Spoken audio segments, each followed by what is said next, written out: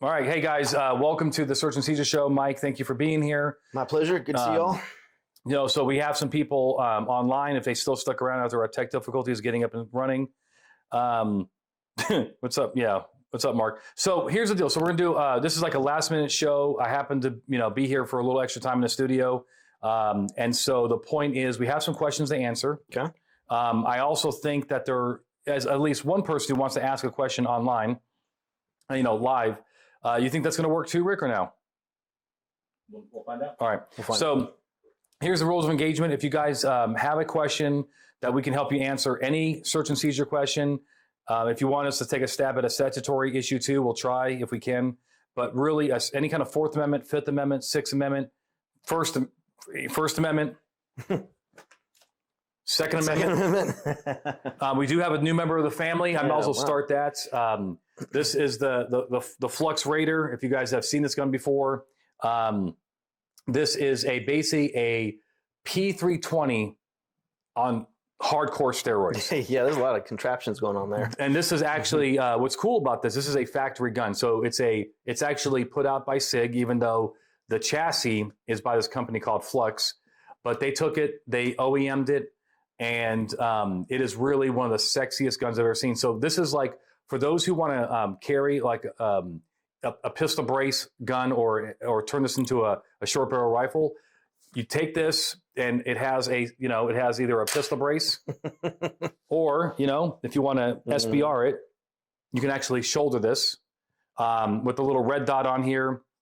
The cool thing is that the mag. So it has this, which is not, again, if you don't have, if it's not an SBR, if it's not a short barrel rifle, then you're not supposed to put your hand on here and two-hand a pistol. Oh, so still you're supposed to go like this. But yeah, I mean, how are you not? I know. How are you not going to hold it? But like they even put on here, not a forward grip, Oh, sure. unless you actually register. But here at Blue to Gold, we like to ride the edge, and ATF is probably online right now recording all this. Hey. Yeah. Oh, I hear Hey, look, they're at ATF, the door. take a picture of me holding. And then what's cool about this is that, let's say you're shooting, right? Mm-hmm. You go empty, but it has, obviously the two mags. So you drop, you push this button right here, and it drops the empty, and then you grab this one, and you're back in the fight. Right back in. And then you slap it, or you hit the slide release. That's pretty cool. Pretty damn cool. Yeah, huh? I've never seen anything like that before. Yeah. That's pretty fancy. Anyway, so that's the newest member of the Blue to Gold law enforcement gun family. Okay, Brought to you by. yeah, actually, yeah. Hey, Flux Right. or no SIG, if you're listening, Man, that's a pretty good shout out right there, right? Yeah, well, sales are probably going to go through the roof, I would imagine. Oh, totally. And then when they see our tech skills, they'll take their money back. Exactly. All right. So if you guys have any questions, Amanda, what about you, Amanda? Do you have any questions? I haven't heard you got on the radio anytime. We haven't talked to Amanda lately. since we bugged her on her vacation last time, I think. Yeah. Nah, she says I don't right now. So all right. Well, we got some questions then. So also, Rick, if you see a guy with the last name Marshall on here, then let me know, because Marshall had a question that I think he wanted to ask online or live. All right. So the first one is a cop from Texas. Let's see what he says here. Yep. Okay. So he says, I'm a police officer, in Texas. If I stop a vehicle for a fictitious temporary tag, like some of these Texas dealer tags that are so, would that give you PC to search inside of the vehicle for more fictitious tags or maybe something else, more contraband, under the plain view doctrine, right? Well, we'll talk about that. But he says, it seems like a good search. So I guess let's lay down the ground rules, right? What gets us into a vehicle? Could I back up just a little bit, though? Sure. When we're talking about this temporary tag on there's something that he's describing that he can tell that it's fictitious. Something's altered about it. It's not just your standard, that thing's valid, it was issued by the DMV or a car salesman or whatever it is. There's something about it that they can say, hey, there's reasonable suspicion at least. At least reasonable suspicion. In other words, are you saying that we shouldn't just be stopping cars with temporary tags just to make sure? Correct. All right. Yeah, that's just want to touch on that real quick here. Yeah, and there was a case of by the way, there was a case of the 8th Circuit where an officer stopped a vehicle with a temp tag. And when he was asked in court, why did you do it? He basically said, a lot of these are fraudulent. I wanted to make sure it was legit. That's pretty much exactly what he said. Right. And the court said that is a straight up violation of the Fourth Amendment. You don't stop people just to make sure they're lawful. Right. And they actually denied qualified immunity in a lawsuit against that officer. Yeah, and that's one of those things that we've discussed on the show a few times in here. These temporary tag type things. So it sounds like he's good. It sounds like he's at least got suspicion, if not probable cause that's fictitious there. Now moving forward into the question is, can we search the car for further evidence of that? Well, on the surface, I just, with my mind, we've talked about this a lot. What are you going to tell a judge? Hey, judge, I think that there's a fair probability that there's more evidence of what's going on here. Now you've got this fictitious tag on the outside of the vehicle. I want to know why you think there's more evidence inside there. And he said something about plain view. Is there something that we see inside there? Are there more fictitious tags in there? Is there, are they making these and selling these? I want to know why you think there's something inside that car. The way I look at this, Mike, and I think this has always been really helpful for me, and maybe it's for the audience, is I always ask myself, if there happened to be a judge on scene and he tapped you on the shoulder and he says, hey, officer, before you get into that car, why do you think there's more evidence in that car? And when cops say things like, well, they have a meth pipe in their pocket, let's say that we do a pat down, and that's why, they have a fictitious tag on their car, and the judge says, that's all you have? Yes, Your Honor. Then obviously that's not really good probable cause, right? That's not really a very articulate way of saying there's a fair probability that more evidence is in that car. Now, what if this person, that the driver, has a recent history of fraudulent documents, meaning he's been arrested for this before? That's a piece of the puzzle. That's, we talk about breadcrumbs maybe a little bit here. That's something that you can help to articulate why you think that there might be more. They're doing it now. Recency, you said, is a recent arrest, that they're continuing this crime. I think we're traveling down the road. I probably still want a little bit more, I think, in why you think that there's evidence inside that car. Okay. So look, if you see, obviously if you see more paper tags in a car, that's good to go. Yeah. If you, let's say that, I'm just making this up now because it's going to be kind of hard to have, I'm going to jump in on here. I think there's a question you answered recently about the people stealing clothing from the store and whether or not they could search the car. And I think the thing you talked about, the smoking gun there, like the clothes in the back seat, if you saw the tag, the inventory tags, the inventory tags, and you said, no bags on there. I think, those are the things that I think would help us bridge the gap in something like this, something that's showing that, hey, this is going on right now. Yeah, I agree. And I just think you need something more. Okay. So one of our listeners, watchers right now says, in Alabama, temporary tags are only good for 15 days. Is it permissible to stop the vehicle in order to see if they're within compliance with that time frame? So I'm guessing there's nothing that's visible on. Hey, Mark, can you see the date? Yeah, here in Nevada, people were abiding by the regulations when they put their temporary tag on the front windshield. So, if you can't see it. Oh, okay. He's saying, he's following up. He says, dealers are required to put a date on the temp tag. What if that's missing? I don't think that's reasonable. 100%. Yeah, absolutely. Yeah, for sure. Or if it's out of the date. I know that in Nevada, it changes the law. It goes from, you get your temporary tag, and if it's not registered, it's now unregistered. You've moved past that window of that temporary moving permit. So yeah, definitely. Yeah, look, I would say if there's just anything off, Yes. But do not stop cars with this mentality that I'm just going to make sure it's a legit. We talked about the 8th Circuit case. Yeah. There's other cases that I have. It's not good case law. We don't stop people to make sure they're not criminals. Right. There you go. Even though they may be driving like a Dodge Neon or a Nissan Altima. I mean, you got a good pretext. Right. Yeah, that's almost probable cause. Right. I mean, a Nissan Altima, if it's especially like an early 2000s Nissan Altima or a 300, just stop it and just see what you get out of it, All right. Yeah, Mark says basically Mark says a Charger or a Challenger. Can we just agree any Dodge product at this point, except the Jeeps? I'm gonna leave the Jeeps out of it. I don't really think the Jeeps are gonna follow my stereotype, but any kind of passenger vehicle and some of the SUVs fall into my Jeeps and Grand Wagoneers are out of the. Depends how many ducks are on the dashboard, right? Oh, if you got ducks on the, because we have mutual friends here that have Jeeps and some pretty cool Jeeps here, but yeah, gotta have the ducks. Right, to be legit.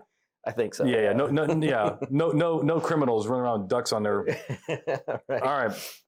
It's just one of our Nissan Altimas are the best. You're damn right on that one. Okay, so we got that question down. The next question is, let me just kind of mark that one as Dunzo. All right. Okay.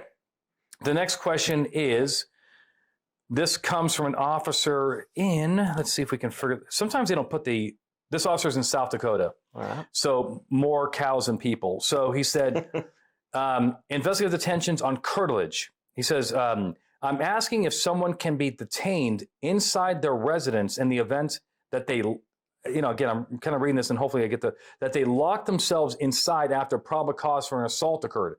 So I think I kind of have the gist here. It's going to be a DV situation where the victim is outside. They don't want to come out and so forth.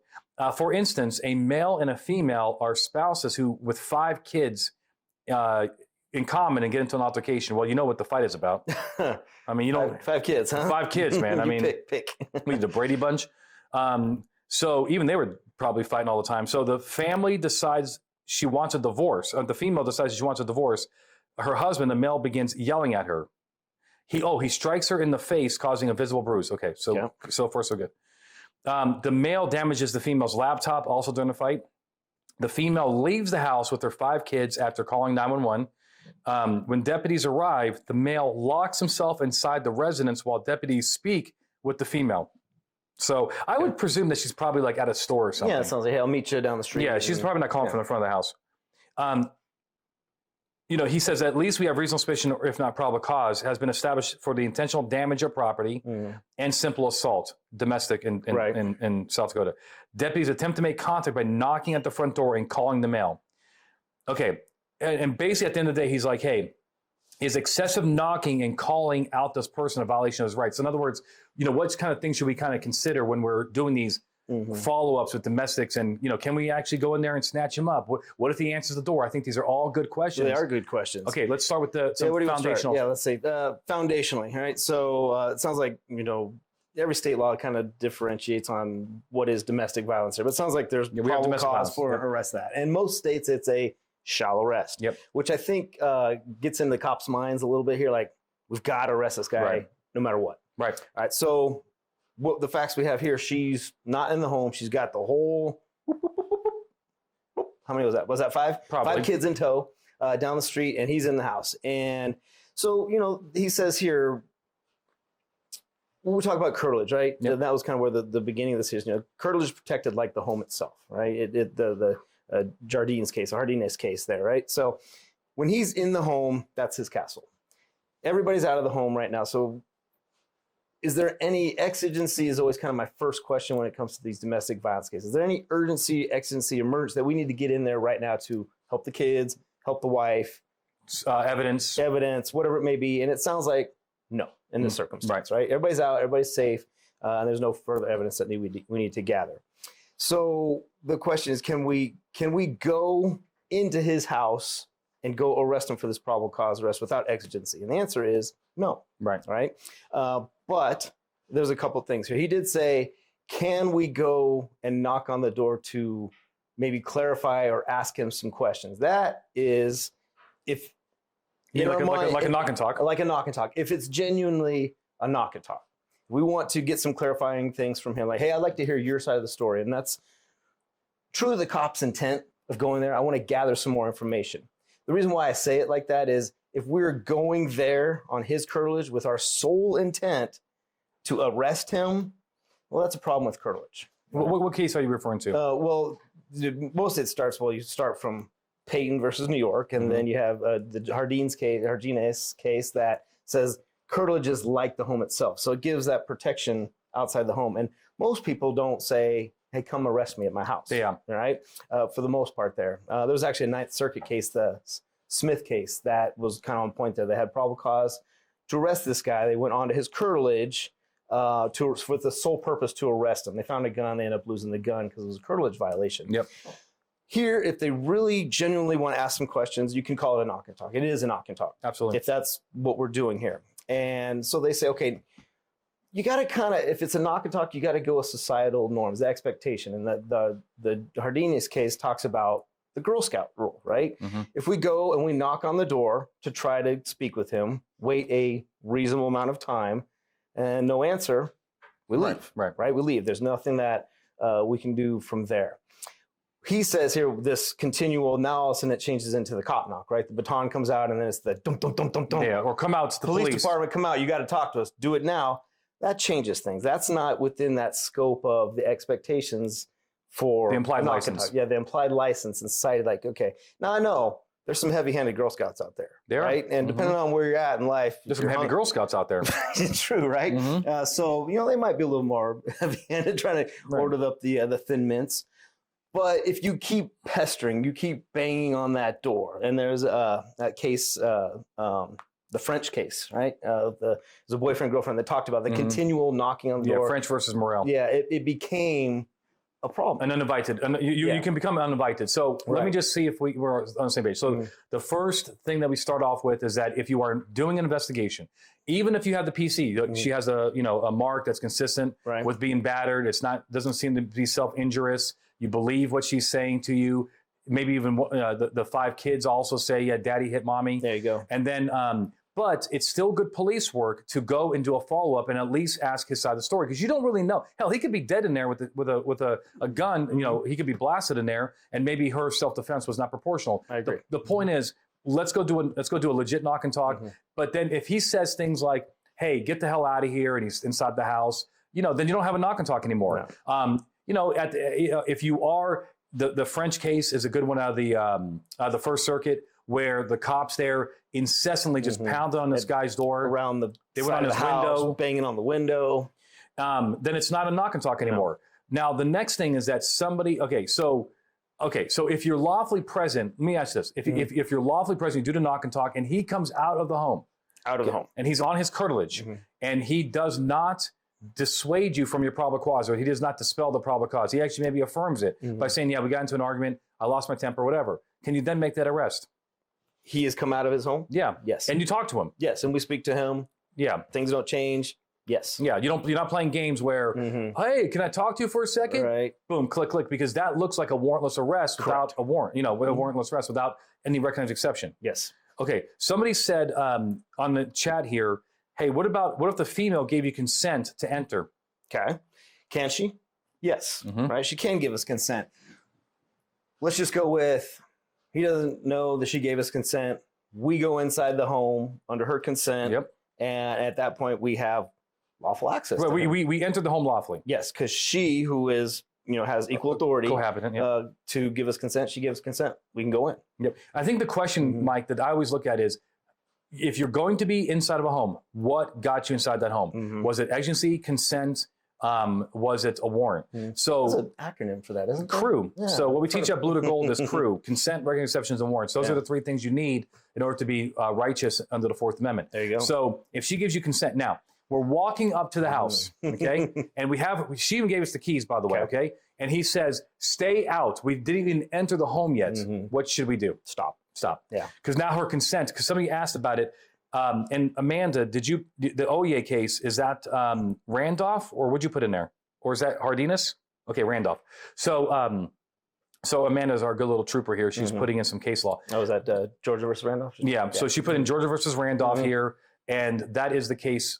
Briefly for our audience, give us a Reader's Digest. Just real quick, though, what happened in the principle in Randolph? Basically, the principle behind that, people that have equal authority, husband, wife, whatever is inside of a home here, if both are present inside the home, one says, yes, you can stay, one says no, well, the no's win, and we leave. Okay. So Laura says, what is the case you referenced about French?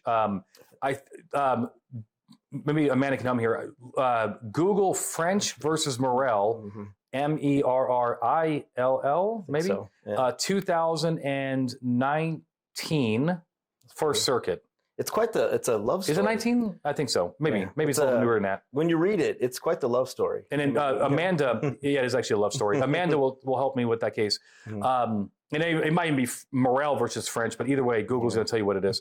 And so it's a love story because, first of all, these are two college sweethearts, and they break up, but they remain friends. He can't find another girl because there's not enough fish in the sea for this guy, and so she's kind of moved on. Yeah. And he wants to see who she's dating now. So he breaks into her house at night to go get her cell phone. And he didn't break. He actually had the key still, right? But it's still, it still entered. It still entered without permission. She's sleeping. I had a cop in my class one time. He says, "Well, no, it's lawful." I said, "Why?" He said, "She never took her key back." Oh, gosh. I said, what have you done in your past to think that it's okay to go into your ex-girlfriend's house? And how long ago was that? Yeah, I tell you, it doesn't pass the statute of limitations because you are a perv, man. Just because your girl doesn't take back the key doesn't mean you just go in there at midnight and steal her cell phone. Yeah, there's sneak and peek warrants, and there's the whole future OJ right here. Okay, so look, we're talking about this case. The last thing I want to ask you is, we know about the knock and talk. Check. We know that if she gives you consent, we can go in. And then if we get in past that threshold, and then he's on the couch with his hand down his pants like Al Bundy, he says, "Get out." Can we take him with us? Yes. Because you're already lawfully present. We're in, yeah. Now, the last thing, we know about that. We know about Georgia versus Randolph. If the no becomes, you know about his no before you enter. The last thing is, what if she's outside? Okay, this case gets a little tricky. But what if he's outside, she's outside, and she's like, "I want to go back in my home. You can't stop me. Why can't you go in there and arrest him?" And we're trying to explain to her, "Hey, look, he has rights too." Yeah. And then she's like, "Well, I'm going in anyway." I mean, something like that. What generally speaking, what should cops do? Can we be her guardian angel to go back in there? Yeah, I mean, is she creating agency? Right? Well, she is, and I mean, if you think about it. Hey, do you have somewhere you can go? No, I don't. It's me and my 5 kids. Do you have family? No. We have resources out there. Great. I don't want them. I want to go in my home. She has that right. And in doing so, there's already been that propensity for violence. He's taken action on it. The violence has actually happened to sustain an injury there. And so she goes back in there. We have the right to go in and protect her from that potential violence that we know has happened, the articulation of future violence. And now we are inside the home. Yep. Teresa, do me a favor. Can you answer Simmons' feedback and question?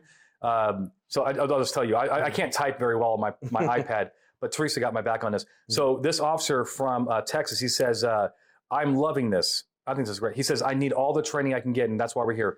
Do you all have these often? He might be, obviously new, right? Oh, yeah. I'm not even sure how I came across this. I just got a random email. I love it. Isn't that cool? What's his name? Officer Simmons. Simmons. Welcome, my friend. We do them all the time. Okay, so the other thing is, and then the answer is yes, by the way. We do these every week, but we just did this one kind of off the cuff because we have some extra time on our hands. Okay, so the last thing I want to just kind of confirm that we're going to be done with this question, but the thing is... No, it's a good question because it comes up a lot. It does come up a lot, but I would say the last one is this, when it comes to like entering to pull him out so that she's safe, the courts are going to really want to, back you up on this. They want to support you because you're in a very tough spot. Do try to maybe convince the victim, "Hey, look, let's slow this down. Can you go somewhere else and let's go get a warrant?" But if you do have a situation where it's like freezing out, or the kids are not, and they need shelter, they need their clothes, and and she just wants to return to her home, I don't see how that's not agency. No. And the Supreme Court in Randolph, by the way, which Georgia versus Randolph, did mention that they're not applying these consent rules to domestics. Like there could be agency there. Yes. Okay. Yeah. All right. Our boy Emmanuel's here. Manny, Ricky, try to get Manny on. Hey. And then we're done with that question. So let me kind of mark that one done. Freaking love my boy Manny. Okay, we got that one done. All right. Oh, what's up, Manny? Hey, Manny. Hey, how's it going, gentlemen? Good. Happy Friday. Happy Friday indeed. Thank you. Okay, cool. All right. Awesome. What you got, brother? Hey, so I get like the Fletsy informers, like they Which I send like a love. Oh former. man, that's a great one. Yeah, they're those are probably one of the they're best. great. They're one of the best. Yep. Hey, can you pause 1 sec, Manny? For you all that are out there, go to Fletsy, subscribe to its monthly Informer. It talks about Supreme Court cases across the country. Yeah, all federal cases, all just federal circuit cases. I mean, summaries of them and the attachment to the cases. It's just a great read. So if you guys aren't subscribed to that, then make sure you do. Yep. Shout out to Fletsy. Yeah, Fletchy's awesome. Okay, go on, Manny. Yeah. So I was reading their informer from the December 2024, and it talks about law enforcement rendering aid following a use of force encounter. And it seems to me that a couple circuits are like, I guess, I don't know, like split. Because Okay, it's like, is this the case where the guy was in a diabetic shock and they tased him? no, there's several of them here. There's different cases they cite, like pretty much like the informer is explaining, like, what, like some of the things that they determined would of the totality of circumstances surrounding the event to determine if the duty was fulfilled. It's like, would the act of rendering aid of the police or members of the public be in jeopardy? What's going on in the scene in the moments following the use of force? More specifically, the scene's chaotic or insecure. Would the rendering of aid be fertile under the circumstance? Like stuff like that. And I kind of understand like that. And there's some cases of like, all right, well, this case, the officers called for a medic. Is that sufficient? I know it hasn't reached the Supreme Court yet, but I know what you're talking about. right. So, but here's an interesting twist. Without saying the case, actually the case is going on right now. Saw a video of a shooting. Some call came out for an unconscious person, so they probably thought this guy was drunk. But the officers got on scene. It wasn't our department. Got on scene, and they're just looking at this kid on the ground. He was a kid. He was like 20 years old. And then, like, with the last breaths he's had, he didn't die, but the last breaths he's had, because he went unconscious, was like, I just got shot. And the officers called for a medic. And like 9.5 minutes later, the medics show up. Luckily, the kid survived, but like, I'm just wondering, like, man, like, what training? Like, you guys didn't? I don't know. I'm in the Army, so I get all the CCC training, march, and all that. So Yeah. like, like this kid has a gunshot wound and nothing was being done. Like, what if this kid's dead? Would like the police Yeah. be You said liable? this is involving your agency? I think he said No, not our agency. agency. Not our agency. It was another Thank agency. Thank God. I I saw a wasn't going to video answer for it. I wasn't going to answer it if it was. I didn't want to get you. So No.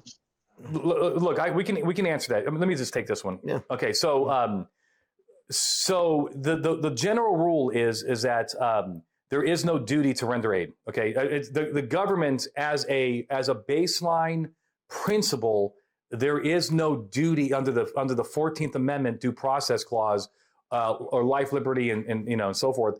That there is no duty for your government to protect you, to help you. That's why no insult, but most cops are not first responders or second responders. I'm a first responder because I'm responsible for my own safety. Yeah. You know what I'm saying? That's the way you really should be looking at it. Manny is my second responder. If I can't protect myself, then yeah. I mean, I'm just being like, that's how I look at it. That's why I love my guns and so forth. But the point, that's why I'm in incredible shape. Like I'll kick some serious ass, right?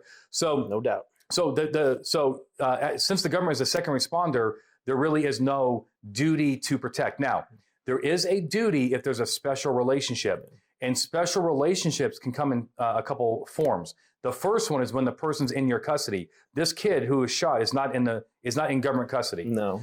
The other duty generally comes when the officers do something that puts the person in peril and that is foreseeable, right? There was a case where an officer stopped a drunk driver on the highway and allowed actually it's two cases, but this one allowed the passenger to walk to the next off-ramp and got creamed because the person stumbled into a travel lane. Was it foreseeable that a drunk passenger on a closed access highway could potentially cross that white line? Oh, yeah. Absolutely. Yeah. So they own that one. Yeah. You also probably, a lot of people saw that video where that officer saw that really drunk female walking down the highway. This is a recent video.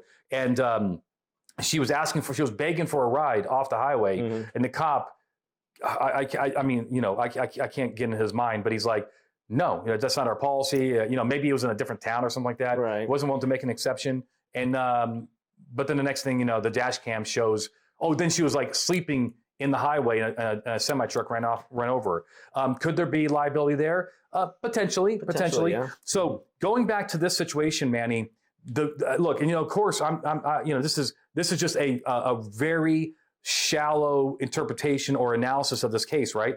But the thing I'd look for in these cases is, did the police prevent other people from rendering aid? In other words, a lot of these shooting cases, the cops are like, get back. And the family members are like, my baby. And they're like, no, we got this, and so forth. Now, guess what that turns into? Yeah. You own that. Yeah.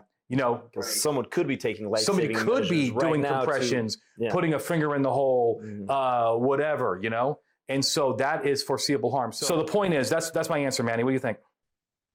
Yeah, no, I agree. It's I know the damn, I just lost my train of thought. But it's Winnepaug County, right? Where we have no duty to protect. Winnebago. Yeah. It's because Winnebago, the RV. Deshaney versus Winnebago County. Yeah, because I saw that video, and then now recently the two officers that are charged, where I guess the guy was shot in a park, and they're like, "Yo, fuck this! Like, I got 30 minutes till my shift ends. We're leaving." I don't know if you saw that. But look, I mean, when you're a union man, you got your principles. I mean, you want your union break, but the point is, look, it is the Deshaney versus Winnebago County is your go-to case. That's a U.S. Supreme Court case, and briefly, what happened there was a little boy was being very abused, not sexually, but physically abused, mentally abused, but physically abused by his father. The mother, I guess they were split up, and the mother was calling social services, CPS, please help please, he's abusing my son. And, Winnebago County did a shitty job trying to follow up on it. And they could have, they could have done more, and if they would have done more, then maybe it would have saved this kid. But the father beat this kid into a coma. He actually, to my knowledge, the kid is still in a vegetative state today. I'm not sure he actually died yet. But the kid was basically living through a straw for the rest of his life. And it's a very sad case. It doesn't get any sadder. And the Supreme Court said there's no duty by CPS. They're just not. They didn't cause it. There's no. You have to do something that's foreseeable. They didn't do anything that was foreseeable. I know they did not do something. They omitted doing their action. Right. But again, there's no duty to render aid. At the end of the day, that's what it is. Brian from Texas says, as far as my medic, he's a medic. He's a triple cert, arson, police, fire. No, arson. Well, medical, police, and fire. He says, he has no duty to act when off duty, but when working the LE side, how would that typically go? Look, I don't know. You're going to have a professional duty to get involved. You probably you have a professional and ethical, moral. You can definitely get in. All these cases. If a cop is not responding to a call, there was a case in Miami.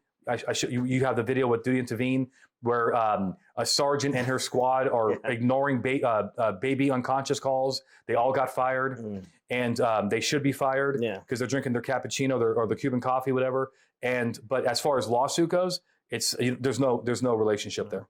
Hey, Manny, in my old agency, we did spend a lot of time with tactical medical training, making sure that cops are getting CPR certified out there. And I've seen it time and time again in my old agency where the officers were forced to use deadly force, put rounds in somebody.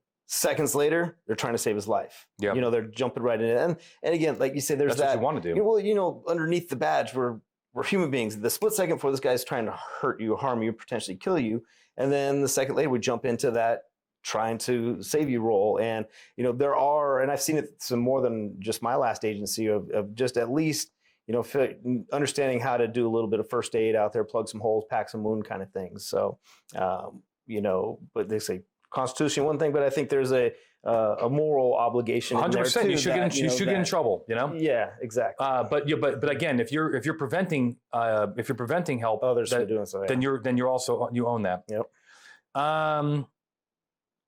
All right, so Paul says it had an officer with the video evidence of a DB disturb. What's DB?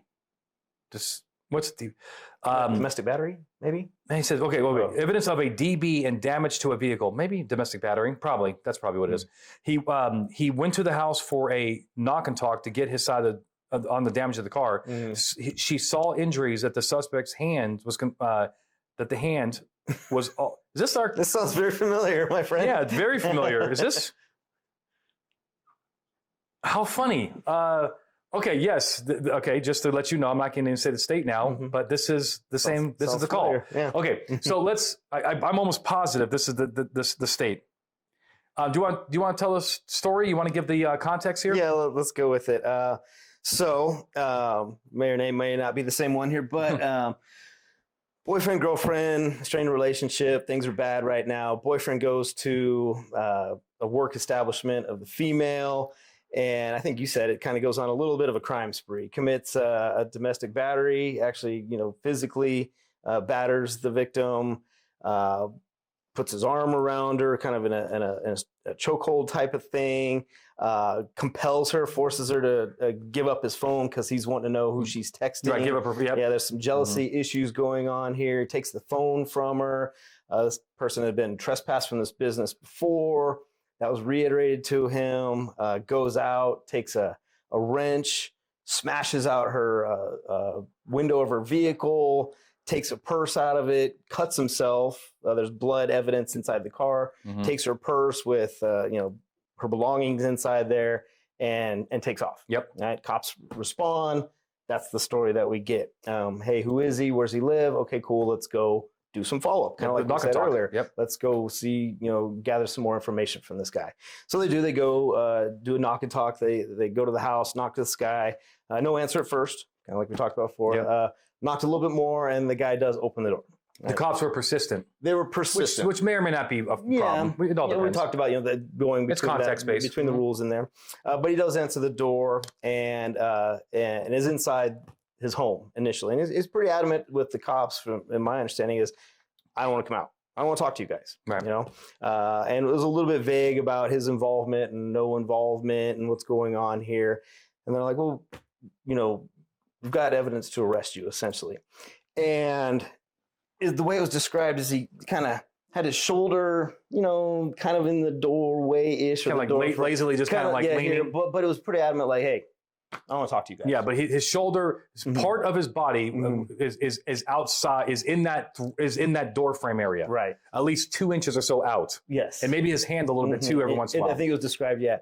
But the officers did notice something. They noticed that he had dried blood on his hands and blood on his clothing. Right.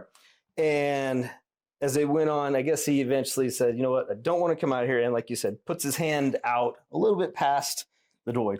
He done fucked up. 2 to 3, yeah. 2 or 3 inches, hand comes out, they end up grabbing the hand and fights on. Yeah, and they try to pull him, they're trying to pull him out. But he's got the door kind of propped. Yeah, I don't want to come out, and it's Yep. As a described use of force, eventually 3-4 cops, melee, he's taken into custody. And from there. And the question is was that a lawful arrest? Well, if it's just for probable cause without exigency, we've got a problem. Right. And the way it was told to me is that articulation wasn't there. Basically, they just had PC for the DV arrest, and they body snatched him out of the home. Well, can we just real quick, because that's one of the issues with this case was that actually a body snatch? In other words, when we say body snatching at Blue to Gold, what we mean is that when you have probable cause for somebody and they open the door to talk to you, then you see them almost like a plain view mentality. Then you grab them from the home. And yank them from there. Right. Well, we teach that is not lawful. Okay. Yeah. People can have the liberty of opening the door to talk to you without being grabbed out of their home. There's that. Without being body snatched. There's a threshold between you. There's a force field threshold. A constitutional threshold. But Mike, this guy was not quite as clean as that. His hand, arm was outside the home per a case called Santana.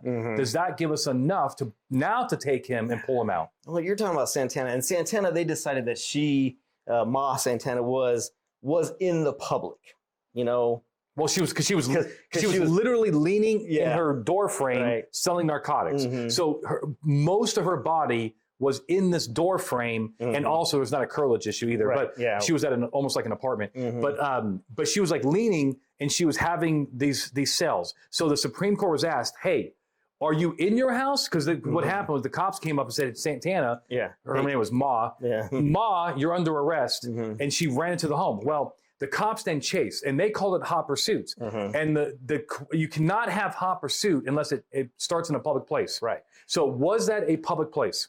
In Santana, they decided yes for her, like, because the arrest began in the public. Outside the home. Outside the home. And they said essentially you can't thwart this valid arrest by retreating into the home and doing so. Plus, they're looking. There was actually agencies. Yeah, they were looking for drugs. Correct. All right, so here we're talking. I don't know where we at, Rick. We're looking at this. We're talking. From what it sounds like, there's this much of this person in the public. I don't think there's direct case law on this yet, but I am not good with that. I am not good with grabbing a person's hand just because, or like, well, here's my business card. Yeah, the cops will do this, by the way. Yeah, and taking this much of a person in the public and yanking them from their home, I don't like. Are you okay with them cutting off their hand and just taking that piece of it? If that's what the blood is? Right. So look, no, we're not good with this because that's not in the spirit of the law, okay? The Supreme Court did not say, well, as long as they have a pinky or more of their body outside the home, you can snatch them and rip them out of their home. It's not good. So let's talk the spirit of the law. Let's look at making case law, defensible actions, and so forth. However, there's a twist. There is a twist. What happened with the car? He broke the window out, right? Yep. And there was blood evidence in the car. When the cops showed up, they articulated that they saw blood on his hands, blood on his clothing. That is evidence of a crime that is very, very easily destroyed. That's right. Washed away and cleaned up. There's an exigency. There's an exigency to protect that evidence from being destroyed. Yep. And even if these were all misdemeanors, were they all misdemeanors? No, I believe there was. At least, I think maybe the damage to the vehicle was felony category. There were some felonies in there too. So, but even if this is all misdemeanors, I'm still good with it, aren't you? I mean, not. Right, there's no felony. Right. In other words, destruction of evidence. This is. This is not a if the guy was accused of throwing a cigarette out the window and he's at his house and now he has a pack of smokes in his pocket, you know what I mean? Right. This is I told when I analyzed this case, I told the person on the phone, I said, it sounds like you went on a little crime spree. Yeah, it was. It was a series of things happening. It wasn't a one-off. It was a battery, potentially a robbery, destruction of property, auto burglary. There was quite a few things that are taking place in this. Yeah, multiple. He stole 2 cell phones. Paul, that's our answer. We are good with it under exigency for destruction of evidence. Do you have any follow up on that, Paul, or you think that answers the question? And somebody named Eric says, "Sorry, gents, I have to leave. We got a pursuit." Oh man, Manny, you work in Maryland. Have you ever been in a pursuit, Manny? How Manny? Have you ever been in a pursuit, my man? Not in the military. I'm talking about on the streets of Maryland. Paul was the sergeant involved in that case. Hey, Paul. Oh, nice. Think about how cool that comment is. I'm sorry, Paul, if we got any of this wrong, you let us know, and we can talk offline too, Paul, if you want my phone number if you don't already have it. But go ahead. Think about how cool that comment just was now. Gotta go. I'm gonna go chase the car down. Yeah, totally. I love that all our cops out there are doing the job, doing the thing, and listen to our asses. Yeah, listen to us, and then going out there and do you know how some ass? Do you know how bored you got to be to have the Search and Seizure show on right now? No, I'm joking. We do a good job. Okay, so this next question is from an officer. Where's this officer from? Sometimes Minnesota. Okay, so a circuit case, Miranda in custody. Question. The scenario was, I was debating with another coworker, was this. You respond to a domestic and outside the residence you hear a female screaming, "Stop hitting me." You open the door and see a female with obvious signs of injury from what you assume is being struck, right? It makes sense, right? They call it cooperation. Based on the totality of the scenario, you already have probable cause for domestic arrest on the male half. The debate question is this. Is Miranda required now for the male before any questioning since you already intend to be arresting him? Originally, my answer was no, we don't need Miranda.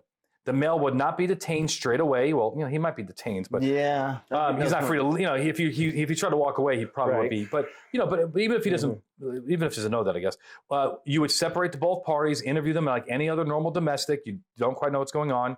Since the male is not being detained in handcuffs, he was not being formally arrested. He is in his own house. There's a normal 2-officer response to a domestic, so there's 2 people there. I do not see custody issue.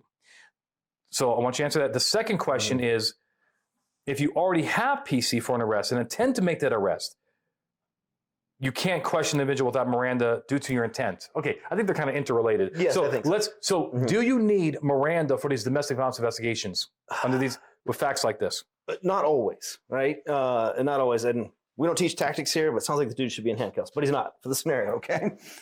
So not always.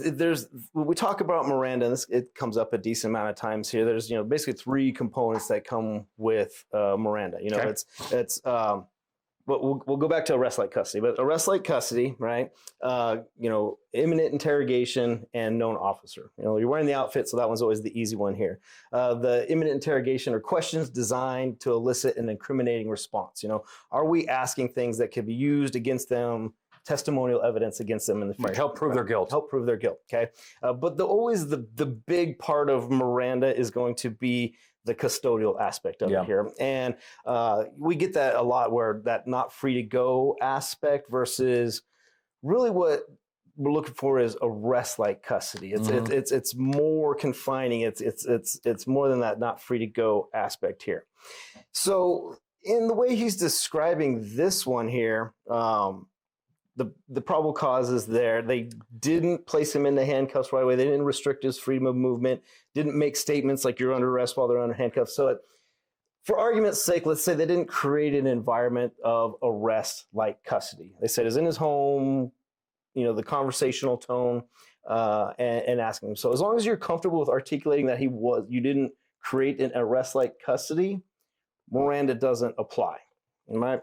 But then he talked about getting into the noggin, right? The subjective intent, the probable cause. I've already got my probable cause. I know I'm going to arrest this person. Do I have to read Miranda then? And the answer is no, unless you have communicated it to that person, and that you've taken actions or measures to show, hey, you're going to be under arrest. You've confined that arrest-like custody. The DUI case, McCarthy. Hold on, it's called Berkemer versus McCarty. Berkemer versus McCarty. And the reason why I'm bringing this one up is a DUI case. The officer, swerving, tons of indicators there under the influence of alcohol or drugs. Approach, all the factors in the cop's mind, they knew I've got probable cause to arrest. However, they still were asking them questions. They were, going through all the stuff that, Miranda didn't apply. It didn't need to be read, even though subjectively they're thinking, I'm going to arrest you. Because they didn't take those, they didn't create that arrest-like custody component there. As a former trooper, you have some of your own similar stories, but as a former trooper, I can't tell you how many times I would stop somebody, Nissan Altima, and go up there and look at this guy or girl and say, I know you're going to jail today. You are so drunk, your driving pattern, I can see it in your eyes type stuff. But of course I'm going to play the game, Hey, can I talk to you outside the car? I put him to the fields. I'm building a solid case, right? Yes. I can also tell you out of the 1,000, I want to exaggerate here, but let's just say 1,000 DUI cases I've either directly been, mine or been involved in on scene just helping. Because those are felony in the trooper world, right? We're misdemeanor cops in a felony world. And I think that Miranda, at least in my cases, the 100 or so cases that I've had, I think I've read Miranda like 3 times. Because once I made that arrest, the case is already done. Even if I'm like on the way to jail and I'm talking to him about, man, you said you had 2 beers. You're probably an 8-beer guy. Even if he says, yeah, you got me. I did a 24-pack today. I may put in my report and it may be impeachment evidence, but I don't need that to prove my case. You've already built it. I've already built it. So, but I knew he was going to jail, and that's the point. All right. So that's the, then there was a follow-up question. Make sure that I got it all, or you got it all. The other thing was, right, you answered the question. Even if McCarty also says, even if you know you're going to arrest them, it's not in play. It's not what you think, it's what they think. Right. Also, we also teach here that, that somebody in handcuffs is not necessarily in arrest-like custody. As long as you have a real good reason for putting in handcuffs. Also, in a case called, help me here, the Supreme Court case out of California, the Behealer. Oh, yes. Also, when you tell the person clearly that they're not under arrest, take the sting out of it. You take the detention out of the custody, or the custody out of the detention. There you go. Finally, a good case on this is U.S. versus Griffin. It's 8th Circuit, 1990, and I think that's what we're just saying here. Okay, is Mark on? Yeah. Yes. What state are you in? Arizona. Nice. What you got? Pretty simple question. And so routine patrol, car in front of you, that Nissan Altima, you see a passenger throw out a cup. It explodes, ice goes everywhere, you got littering. All right. With just that violation, stop the car, talk to the passenger. Hey, yeah, I just threw it out. I didn't mean to. I'll go pick it up. Is there any case where we would ID that driver with no civil traffic, no traffic law? Okay, so I'll take this first round. Not that I can find, but I'll tell you what I teach.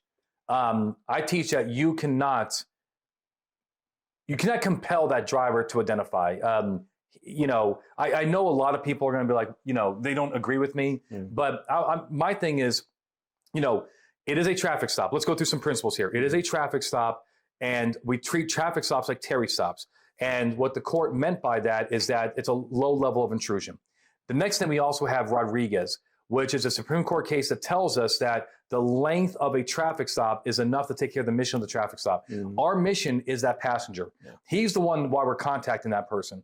And finally, we also know from a case from the 1970s, and this is not a U.S. Supreme Court case, it's actually like a case out of Georgia where it's the principle helps here, even though it's not the same. But the cops were stopping people for no reason, just to actually thank them for their good driving. It's kind of funny. They actually were giving like coupons out and stuff like ice cream and shit like that. It's actually kind of funny. Right. They're good-hearted, but the court said that was an unlawful stop. Yeah. And the reason I say this is that at the end of the day, we know that we can't just stop drivers. And drivers, they are going to be stopped and detained because of the passenger, but they didn't do anything wrong here. And so I know that if I stop a driver, I can't demand the passenger to identify. Correct. So why is the reverse not true? I agree with you, Ed. And, I know we're going to have a law in Arizona that says that drivers must surrender their license upon demand. But look at, again, it goes back to that intent. The intent is not that when they passed that law, and under the Fourth Amendment as well, it wasn't like, if your passenger messes up, you're going to identify yourself too. Yeah. They didn't do anything wrong. There's no reason to believe they're not licensed. And so that's what we teach here at Blue to Gold for that scenario. You can ask, absolutely, you can ask, just like you can ask the passenger. Of course, yeah. But if that driver says anything like, he's a 10-2 guy, hey, I have nothing to do with this. My friend is the one that has a littering problem, not me. And he does not say I don't have a license, doesn't say, any kind of verbal PC. He just says, look, you got a problem with my passenger, take it up with him. And then once you're done with him, I want to be let go. Mark, at that point, I don't think the cops should arrest him for anything. I think they should just let him go. I agree. Yeah. What do you think? Perfect. And then drivers are seized throughout the traffic stop. Like any other. They're not free to leave. Perfect. Yep, they're definitely not free to leave. So just like the passenger's not free to leave in Arizona, neither is the driver. Yep. Awesome. Thanks, guys. Yep. And then the last thing is, of course, the easiest way to identify that driver, and I think you should be okay, is to run the VIN or run the RO. The RO. Right. And hopefully that's him. Yeah, because more than likely when you call out that stop, you're running the license plate. So. If you ever, if there's any other violation, then take care of it. Yeah, it comes back to the warrant, or if that person matches. Yeah, the matches, then maybe you can do a warrants check. There's this should be okay. Arizona's in the Ninth Circuit. There are some cases that support that idea. But no matter what, Mark, I do want to tell you one thing. Mark is gone, I think, already. But no matter what, do whatever you want. because that's what Arizona's known for. You guys make the worst case law. You guys really kicked it off hard with Miranda. You haven't stopped since with Arizona versus Gans, Edwards. What's the other one that was I saw the other day? Just another bad case law. No, you guys, Mincy. Mincy was a after Miranda. Yeah. You guys are searching a damn crime scene of a cop killer for 4 days without a warrant. So Mark, do whatever you want. keep the U.S. Supreme Court busy. All right, Arizona versus it's Arizona versus. You know it's gonna be a shit show because Arizona cops are kind of cowboys out there. Yeah, it is the Wild West, Laura. All right. So who's up on deck next? And while you're looking at that, let me read another question. Okay, this question comes from an officer in Idaho. Okay, so I routinely make passenger side approaches on traffic stops, and a lot of semis, he might be like a commercial enforcement guy, have manual crank windows. Right? Okay. So they're a little older, maybe, whatever. For you younger officers out there, that's when you had to do this to roll down the window in a car. Life was hard. Oh, I tell you. These babies, man. Hey, burn yourself on the seatbelt. Totally. Semis are also very high and impossible to see into unless the door is open or you stand on the side and you put your head in front of the window. I don't want to be that close or vulnerable. So I always open the truck door so I can see the driver and communicate without compromising officer safety and can retreat quickly if I have to. Is that okay? I've never pulled over a semi. I'm guessing you have. I was a trucker fucker. I think that's the professional terminology for that there, right? That's what the feds call it. But it seems like, everything he's doing here is, if you step back and look at the reasonableness of why he's doing it, there's not to gather evidence and information, and he's worried about safety. I'm trying to think about my approach if I were to stop one, which I probably wouldn't. But I don't know. Is there a reasonableness in all those actions? So I think the answer is yes. It is reasonable, but because the officer is going to testify. Well, look. Okay, back up though. Let's make sure that we are at least give an opportunity for the driver to do what he's supposed to do. But I don't want to go out there and say, okay, right, just popping doors. Yeah, Your Honor, if I pull over a semi-truck, I'm popping doors. I can pop a door, No. It's under these circumstances, semi-trucks are long. When I went up, it's an older semi-truck. In my experience, these are one of those roll-up window things, and such as a big cab. I'm not going to do a driver's side approach because it's too close to the travel lane, and I can't retreat. I can't get behind anything if something bad happens. So I do a passenger side approach. By the time I get up to there, this old vehicle, windows not down. My alternative is, safety-wise, is to open up the door. But you've worked through. You work your way through it. Yeah. We do have similar cases where officers are opening doors because they cannot see inside of a car, and the guy will not roll down the window. We have officer safety cases like that the court upheld, but they had a reason. Right, but don't just throw the blanket for officer safety on it. Articulate reasons that it's unsafe, and is there anything else you could do to make it safer before you move forward? And then the court may ask you, if you were so concerned about your safety, why not just call them out? But again, a semi-truck is hard to do that. True. You're going to do it from 80 feet away, driver, it's just, I think it's reasonable. It'd actually be the easiest way to handle this, frankly, would be if stop messing with semis. And stop messing with semis. Stop messing with America's commerce. Did you have your tread depth meter reading? Yeah, I had a penny. Actually, pennies don't work on semi trucks, but you have like a silver dollar. See, people don't know what I'm talking about. Yeah. In the old days, maybe new days, you would take a penny, Lincoln, and you would put the Lincoln head upside down, and if you can see the entire part of Lincoln's head, the depth was too low. Too low. Did you ever heard this or no? I knew I knew you could use a coin to measure it. I didn't know what the demarcation line was on it. See, you were like a high-speed narcotic officer, but when you hear me talk, you're like, God damn, this guy's hot shit, huh? That's hot shit. You're kind of impressed, aren't you? Very much so. Yeah, you thought you were the only one that was high-speed, low drag around here. Okay, we got that one answered. Hey, Marshall. Marshall. See if that works. Marshall. Well, hey, what's your first name? It's not Marshall. It's Dakota. David. Huh? Dakota. Oh, Dakota. I was about to say, I thought you were from a Ute. I thought you were a Ute, and you are a Ute. You're not from South or North Dakota. You're Dakota. Hey, Dakota, what's up, man? Two quick questions. So the first one relates to traffic accident investigations. So I'm a state trooper in Utah, We do a lot of those crashes. Yep. And there is a bunch of upper administration agreement going on that I don't feel comfortable with, where they say you can compel any passenger in a car that's involved in a crash to ID. Yeah. I've never agreed with that. Look, and I can tell you that I have plenty of case law that talks about how you deal with witnesses.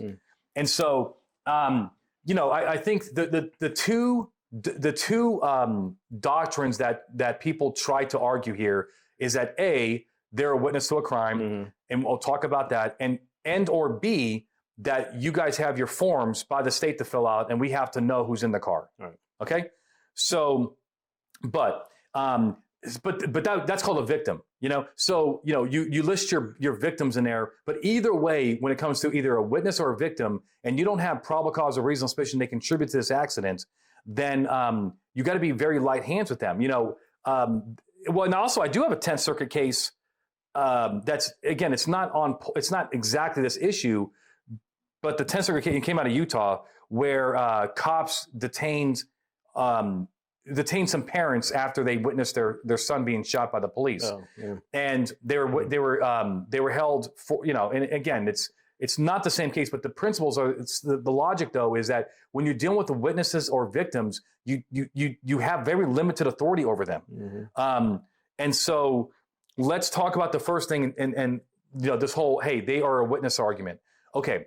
Yes, it is in the government interest to try to identify witnesses to a crime. Yep. Traffic accidents could be a crime. They could have ran a red light. They could be intoxicated and so forth. But there is no authority to detain people and on threat of arrest or obstruction to identify them just because they witnessed a crime. Okay, I mean, fuck, I witness crimes every day when people, driving reckless and stuff like that. Right. Can you pull me over? Hey, Yeah. And so there is authority to detain temporarily a material witness. And a material witness, Dakota, is like somebody who you can't live without. You know what I mean? Like somebody, and it's also a serious crime. So if you have a fatal DUI, absolutely, let's push that one. Let's ride that one on the edge and get that passenger identified, because they probably have material information about how that accident occurred. How much did this driver drink at the bar? What did they say after the crash? What was the context about what they mess with their phone and so forth? So Dakota, would you agree that if it's a material witness, they really can provide context for why this crime occurred, and it's a serious crime, then we can probably force that one? Yeah, for sure. I definitely think so. I just think that in a general sense, if you've got a busload of people and they start skedaddling out of the parking lot of Maverick, then you're not going to track them down. No, and you're not going to track them down. And if they don't want to be a victim, like, look, I worked in Vegas, and we would have these like taxi cab crashes, and some people would be late for the airport or whatever. They would have already called another taxi, or and then like, hey, look, I don't want to be part of this. I'm not injured. I just want to, even if they are injured, if they're whatever, right? They don't want to be a victim, which is dumb, because you want to be injured in a cab. Oh man, yeah, that's big money.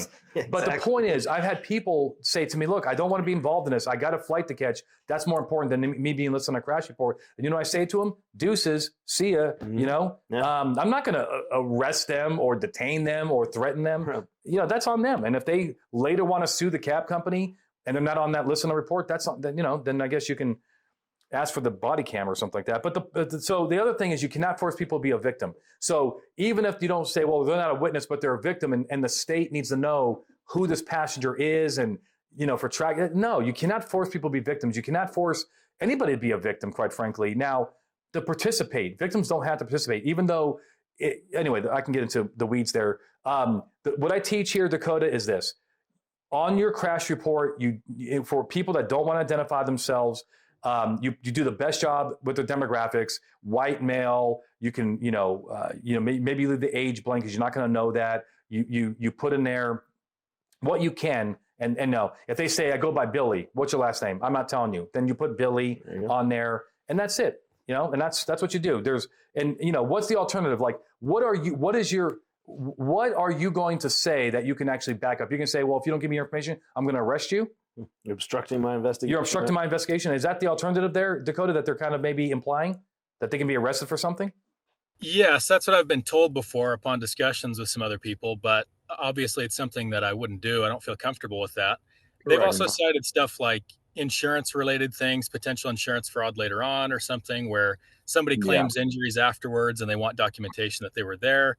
I just think it really just doesn't matter. Like if they're not That's not, willing yeah, to, that's not insurance fraud. Not yet. Right. We don't Yeah. know. Just be, in fact, it's the opposite of insurance fraud because Yeah. if you have a person who does not want to be in a report, that tells me that they don't want to commit insurance fraud. Yeah. They just made their job a lot harder to get collecting. Like Yeah. you're a ghost, you weren't even on scene. Like Yeah. according And to the now cop, you want recourse. now you want money, and Yeah. so you don't have. Look, that's a whole what if situation. It doesn't answer the question of what reasonable suspicion or probable cause you have about this guy right now. And in Utah, the great state of Utah, by the way, you have no law on the books that I'm aware of that says passengers have to identify themselves. Right. So, right, you may have a stop and identify statute, but that's for criminal activity. And these people are not involved in criminal activity at that point, unless it's, again, a very serious crime that they may have been involved in.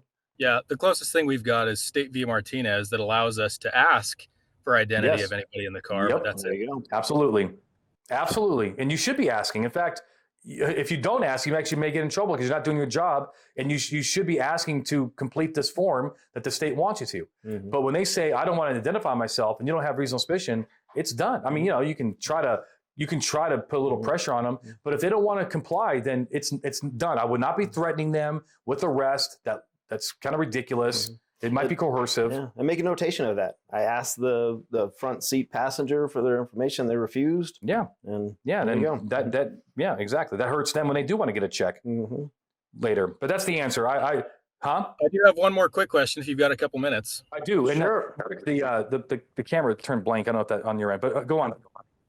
So the next one is recently arrested a guy for DUI. Ultimately, he consents to intox. We get that. We transport him to the hospital. He ultimately overdoses while we're at the hospital. So I think he was going up or possibly had something on board that he popped while he was in the car. Yep. So ultimately, he's unconscious. The doctor does his best to kind of get the guy reawakened during the investigation and everything while I'm waiting to get clearance. So anyway, the question basically is, the kid talks with the doctor about drug use while I'm there. Oh. Mm-hmm. Am I allowed to use that information as probable cause to request a blood draw warrant? Because there's enhancements if there's drugs and alcohol here. Yep. So is that protected information, him and the doctor, or no? Are we overhearing it? Yeah, you're in the room. You're just in the room? Yeah, while he's getting medical. Yeah. You don't have an expectation of privacy when you're speaking out loud where you see that the cops can hear it. Well, the argument's right? going to be HIPAA. The Well, argument's going to be like, hey, I'm talking to my doctor, Yeah, and I'm you're, talking to my doctor, you're being Mr. Nosy over here. But hey, out you go. I talk to my doctor. I don't know. I feel like if we're there and we hear it, Yeah, you don't have to plug your ears. And Yeah. also, Mhm. you think the cop is going to be like, the guy is under arrest. Yeah. Mhm. So do you think the cop is going to leave the room? No. No, they're not going to. Yeah. So I have your answer on this. I have researched this. The answer is that this is good to go on two issues. Number one, this is not a HIPAA violation. That's what most cops. Mhm. And I got to tell you, I'm a lawyer and I barely know what HIPAA is. You know what I'm saying? And I got cops out there saying, "Oh, that's a HIPAA I violation." feel like HIPAA. What do you know about HIPAA's HIPAA? bigger than it actually is. I think cops just exactly like they hear HIPAA and they just want to throw out Like, HIPAA because it makes them feel like that. Yeah. Like again, like HIPAA is the most complicated statute known to man. Like, but I do know there's an exception for cops that are doing their job with a prisoner. Okay, they don't leave the room. That's an exception to HIPAA. So that's the first thing is that you are allowed to be in the room, A, because it's your prisoner, and B, it does not violate HIPAA. The second thing is that this is not even a Miranda violation because, as Mike said earlier, you have to have three things for a Miranda issue to even be to require Miranda and a waiver. You have to have in custody; they're in custody. You have to have a known officer, and you have to have in interrogation. The known officer rule means that the person asking the questions is a known officer. This is not a known officer. This is a doctor asking the questions, and that doctor can ask anything incriminating that he wants because it's not interrogation for him. Right. It's medical questions. So everything that you hear, put in your report. It's good to go, and it contributes to your blood draw and everything else. And Brian says it's not a HIPAA violation. He is definitely the smartest person in the room when it comes to medical issues. Okay. Unless Rick says we have another question from somebody, let me see this. Lost it again. Yeah, I don't know. It's maybe have a loose. All right. So let's read this question. You walk into the interior stairway of an apartment building. Okay. Local drug users like to sit in these stairways to smoke. Okay, sounds like a nice place. Yeah. You enter a known drug. You enter a known drug user is sitting on the step. This guy's like it's like step by step. You know, on the step. He's actually doing a good job describing the sitch. On the step beside their leg is a small piece of foil with black residue. You know this to be consistent with narcotic residue. Okay. You did not see them holding the foil. It's simply on the step. It's also kind of a known place, right? I mean, it's like you go to San Francisco and there's needles all around. Doesn't mean it's your needle. I know some great officers who say you have probable cause now that individual has narcotics on their person. They would search them.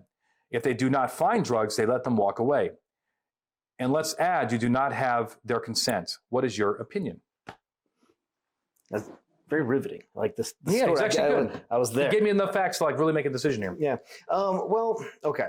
So all those facts going on here, we're just always going to have to bridge this gap when we're search incidenting to arrest this person. Do we have probable cause and we are physically arresting that person? Is when we talk about search incident. We're transporting this person to a jail facility. That triggers search incident to arrest. But here it sounds like we're wanting to do a probable cause search of this person based on all these. I think that's the question. Do you have probable cause? Right. Well, you're going to have to tell me or like we said earlier on today, a judge on your shoulder, why you think that there is evidence on this person in their pockets, wherever it may be, and that there's an exigency that this evidence is going to be destroyed if we don't recover it now and prevent that destruction of evidence. So, and there's a bunch of factors he's got going on right now. You know, the area, maybe this person for drug use, the observations you have of them, they look like a current drug user, maybe they're exhibiting signs. Answer the question though first. He didn't say anything about that. I do want to kind of build a cake here. The base layer here, guy sitting on the steps, known drug area, piece of foil next to him with burnt residue. Is that probable cause for him? No. Because again, if I go to San Francisco and to teach, okay, I know you want to make a joke about that. They've got great sourdough there. I've had great times. Like I went to San Fran. I mean, freaking 20 years ago, maybe more. And it was a great.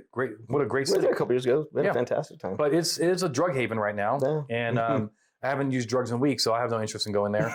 But if I did go there, and I happen to be sitting, renting an Airbnb, and it's not a nice Airbnb, and I sit on the steps, and there's a needle next to me with a residue in it, and a cop sees it, you're not arresting me. No. You're not searching me.